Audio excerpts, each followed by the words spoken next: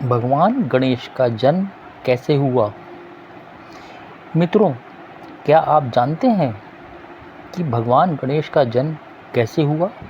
आइए आज की इस देव कथा में हम यही जानेंगे कि माता पार्वती ने उन्हें कैसे बनाया और आखिर क्यों स्वयं भगवान शिव ने अपने ही पुत्र का सिर धड़ से अलग कर दिया। आज की इस दिव्य कथा में इन सभी प्रश्नों का उत्तर मिलेगा। नमस्कार मित्रों, प्रस्तुत है सावन स्पेशल शिव परिवार की दिव्य कथाएं 2026। आज का तीसरा एपिसोड है भगवान गणेश का जन्म कैसे हुआ। पौराणिक मान्यता अनुसार एक दिन माता पार्वती कैलाश पर्वत पर स्नान करने जा रही थीं और वह यह सुनिश्चित करना चाहती थीं कि जब तक वे स्नान करें तब तक कोई भी अंदर प्रवेश ना करे। इसलिए उन्होंने अपने शरीर पर लगे चंदन और हल्दी के लेप के उपटन से एक सुंदर बालक के स्वरूप की रचना की और अपनी दिव्य शक्ति से उसमें प्राण स्थापित कर दिया। इस प्रकार एक बालक का जन्म हुआ। उसके बाद माता पार्वती ने उस बालक से कहा, पुत्र, तुम बाहर द्वार पर रहकर इस बात को सुनिश्चित करना कि जब तक मैं स्नान करके बाहर ना आऊं तब तक कोई भी भीतर ना आ सके। बालक ने हाथ जोड़कर माता की आज्ञा शिरोधार्य कर ली और जाकर द्वार पर खड़ा हो गया। कुछ समय बाद भगवान शिव वहां पहुँचे और वो अंदर जाने लगे, लेकिन बालक ने विनम्रता के साथ उनको रोक दिया और कहा, मेरी माता की आज्ञा है, इसलिए मैं आपको अंदर नहीं जाने दे सकता हूँ।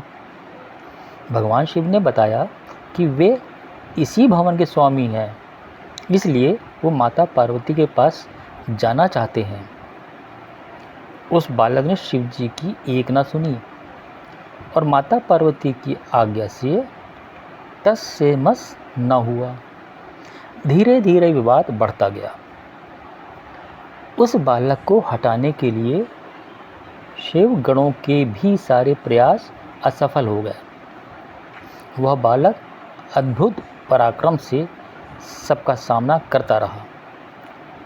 अंततः भगवान शिव ने क्रोध में अपना त्रिशूल चलाकर उस बालक का सिर धड़ से अलग कर दिया। द्वार के कोलाहल को सुनकर जब माता पार्वती बाहर आईं और जब उन्होंने अपने पुत्र को इस अवस्था में देखा तो उनका हृदय दुखी हो गया और वो अत्यंत क्रोधित हो गईं। उनकी दिव्य शक्ति से संपूर्ण सृष्टि में कंपन होने लगा। साथ ही असमय ही सृष्टि का अस्तित्व खतरे में पड़ गया। सभी देवताओं ने भगवान शिव से प्रार्थना की कि माता पार्वती के क्रोध को शांत करें।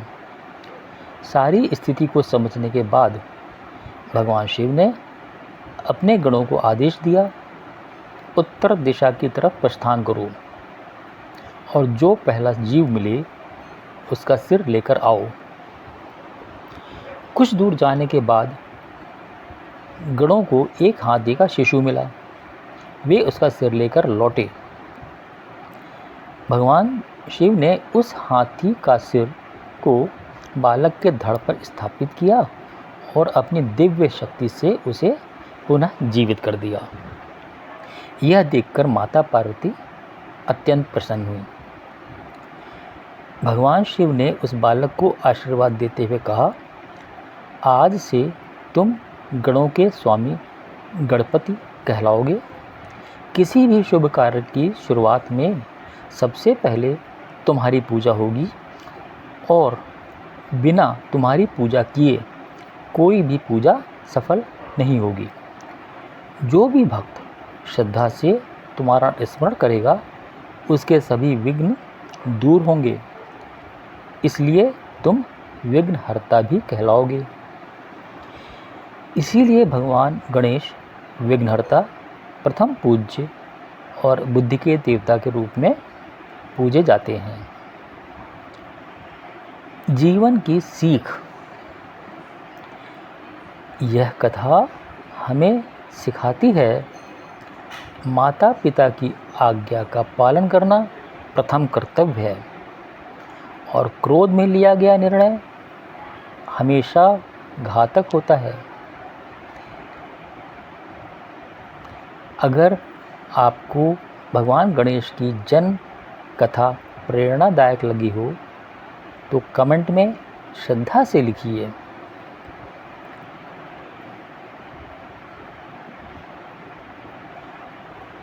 ओम गं गणपतये नमः। वीडियो को लाइक और शेयर करें।